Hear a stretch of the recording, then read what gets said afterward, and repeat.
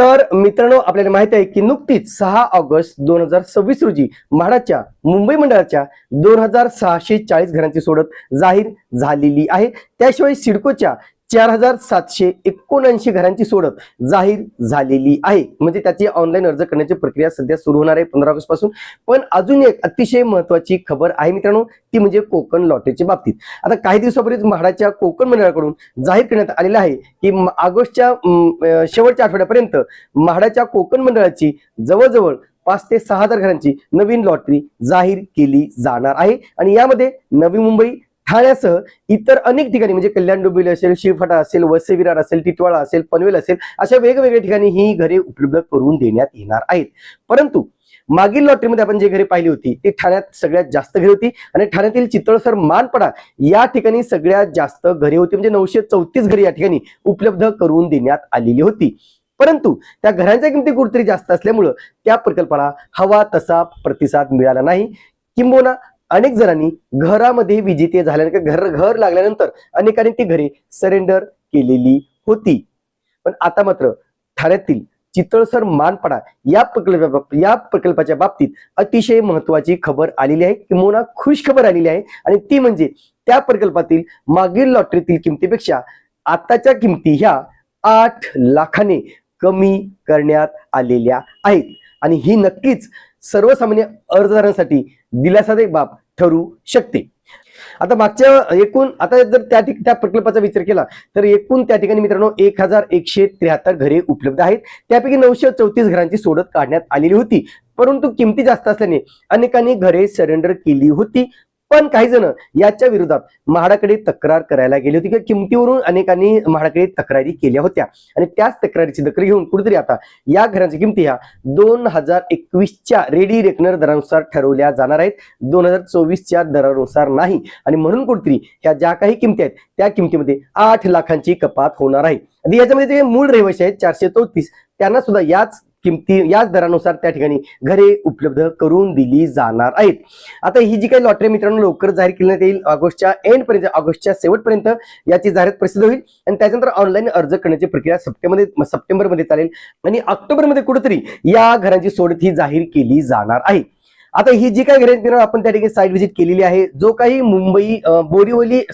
ठाणे बोरिवली जो काही टनल आहे त्या टनलच्या एकदम तोंडाशी म्हणजे एंट्री पॉइंटला ही घरे उपलब्ध करून देण्यात आलेली आहेत. आता घरांचा एरिया थोडा छोटा असल्यामुळे, कार्पेट एरिया छोटा असल्यामुळे अनेक जणांनी ती घरे नाकारली होती. पण आता किमतीमध्ये कपात केल्याने आता या घरांना प्रतिसाद मिळेल असं म्हाडातील अधिकाऱ्यांचं म्हणणं आहे. आता हे जे काही अपडेट आहे मित्रांनो, हे आपण वेगवेगळ्या न्यूज चॅनलवरती पाहिलं असेल. G24 तास वरती सुद्धा हे आलं होतं याच्या संदर्भातलं अपडेट. तर म्हाडाचे 52 लाखाचे घर 44 लाखात मिळणार. ठाण्यातील 434 घरांच्या लॉटरीत मोठा बदल. म्हणजे याच्यात सगळ्या गोष्टी सांगितल्या की 2020-21च्या रेडी रेकनरनुसारच या किमती ठरवण्यात याव्यात असे निर्देश आपल्या राज्याचे उपमुख्यमंत्री माननीय एकनाथजी शिंदे यांनी दिलेले आहेत. ही जी काही बैठक झाली मित्रांनो, त्या बैठकीला म्हाडाचे वरिष्ठ अधिकारी अर्थातच म्हाडाचे उपाध्यक्ष श्री संजीवजी जयस्वाल आणि कोकण मंडळाचे अध्यक्ष श्री विशालजी राठोड हे या बैठकीसाठी उपस्थित होते. आणि या बैठकीमध्ये जे नागरिक किमतीवरून जे नाराज होते त्यांचे प्रतिनिधी सुद्धा त्या बैठकीसाठी उपस्थित होते. ज्या नागरिकांनी या किमतीच्या विरोधामध्ये लढा दिला, आवाज उठवला, त्यांना मात्र या ठिकाणी आता नक्कीच न्याय मिळणार आहे. आणि म्हणून आता अनेक जणांचं लक्ष या म्हाडाच्या लॉटरीकडे लागले मित्रांनो. आणि आता 8 लाखाची कपात झाल्यामुळे आता या अर्जाच्या संख्येमध्ये नक्कीच वाढ होऊ शकते किंवा त्या घरांना डिमांड येऊ शकते. कारण बोरिवली, ठाणे जो काही टनल आहे त्याचे एंट्री पॉइंटलाच ही घरे आहेत. आजूबाजूला प्रायव्हेट बिल्डरचे अनेक प्रकल्प आहेत मित्रांनो. त्याच्यामुळे हा जो काही परिसर आहे तो निसर्गरम्य परिसर सुद्धा आहे. फक्त परत सांगतोय की घरांचा कार्पेट एरिया छोटा असल्यामुळे अनेकांना ती घरे आवडलेली नव्हती. आता बघूया की या लॉटरीमध्ये या घरांना किती प्रतिसाद मिळतो.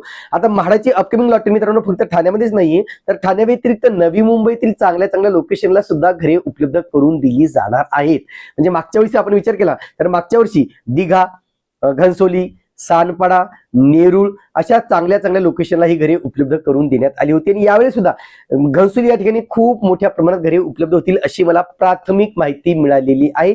त्याशिवाय दिघ्याला सुद्धा घरे असतील असं समजलेलं आहे. सानपाड्यामध्ये सुद्धा प्रायव्हेट बिल्डरची घरे उपलब्ध होणार आहेत. अशी 3 ठिकाणची लोकेशन आता तरी सध्या तरी कन्फर्म झालेली आहेत. अजून लोकेशनची भर याच्यामध्ये पडू शकते. त्या संदर्भात कन्फर्म माहिती हे आपल्याला लवकरच म्हाडाच्या कोकण मंडळाकडून दिली जाणार आहे. म्हणून ज्यांना मुंबईच्या लॉटरीमध्ये घर लागलेलं नाही, ज्यांना मुंबईच्या लॉटरीत घर न मिळाल्याने जे नाराज होते, त्यानंतर ठाणे किंवा नवी मुंबईमध्ये घर घेण्याची संधी पुन्हा उपलब्ध होणार आहे.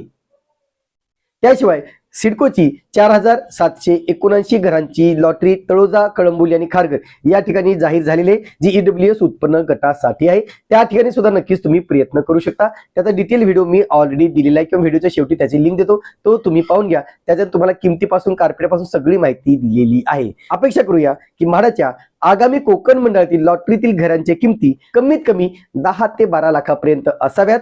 मग मॅक्झिमम तुम्ही जे काही उत्पन्न गटानुसार आहे ते वाढवले तरी चालेल, पण LIG आणि EWS या घरांच्या किमती नक्कीच सर्वसामान्यांच्या खिशाला परवडणाऱ्या असाव्यात अशी आपण अपेक्षा करूया. तुर्तास मित्रांनो इथेच थांबतो. पुन्हा भेटूया एका नवीन व्हिडिओसह.